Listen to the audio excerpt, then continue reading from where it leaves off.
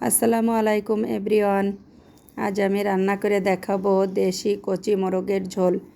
তো দেখুন, আমি এই কচি মোরগ রান্না করার জন্য প্রথমে আমি কড়াইতে তেল দিয়ে দিয়েছি।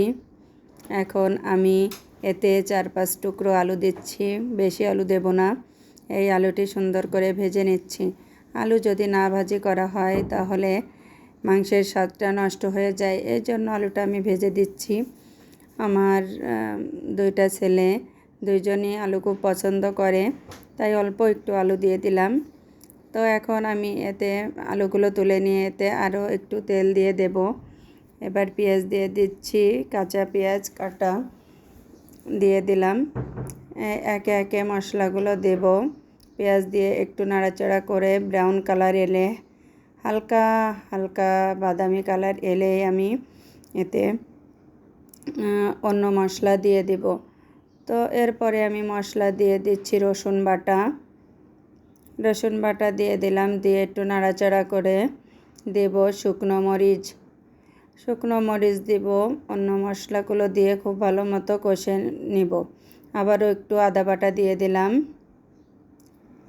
তো আমি এই সবগুলো মশলা খুব ভালো মতো নাড়াচাড়া করে এর ভিতর দিয়ে দেব শুকনো মরিচের গুঁড়া। তো এখন আমি শুকনো মরিচের গুঁড়া দিয়ে দেব। তো দেখুন, আমি খুব বেশি দিব না, যেহেতু আমার মুরগির মাংস রান্না হচ্ছে।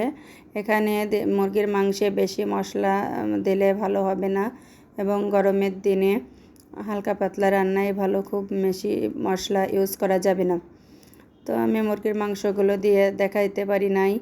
তো দেখুন, আমি মুরগির মাংসগুলো দিয়ে খুব ভালো করে কষিয়ে নিয়েছি। এখন আমি এতে একটু হলুদ লবণ অ্যাড করে দেব। তো এরপর আমি ভালো মতো এটা নাড়াচাড়া করে সিদ্ধ করে নেব। দিয়ে দিচ্ছি জিরের গুঁড়ো, গরম মশলার গুঁড়ো, ধনিয়া গুঁড়ো।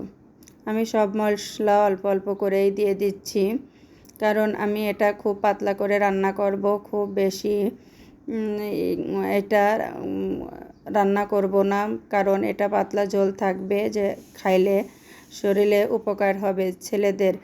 আমার ছেলেদের জন্য আমি হালকা করে গরম, এজন্য হালকা পাতলা রান্না করছি। আর এইভাবে হালকা রান্নাটা মোরগের গোশের জন্য খুব মজাদারও হয়।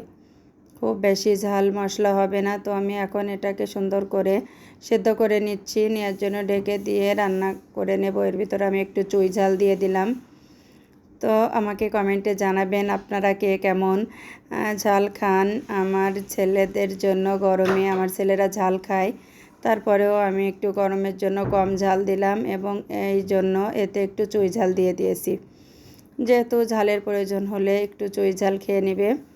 তো আমি এটা সুন্দর করে কষিয়ে ঝোলের পানি দিয়ে দিলাম। তো দেখুন, আমার রান্নার কালারটা খুব বেশি গাঢ় লালচে হবে না, যেহেতু আমি ঝালটা কম ব্যবহার করেছি।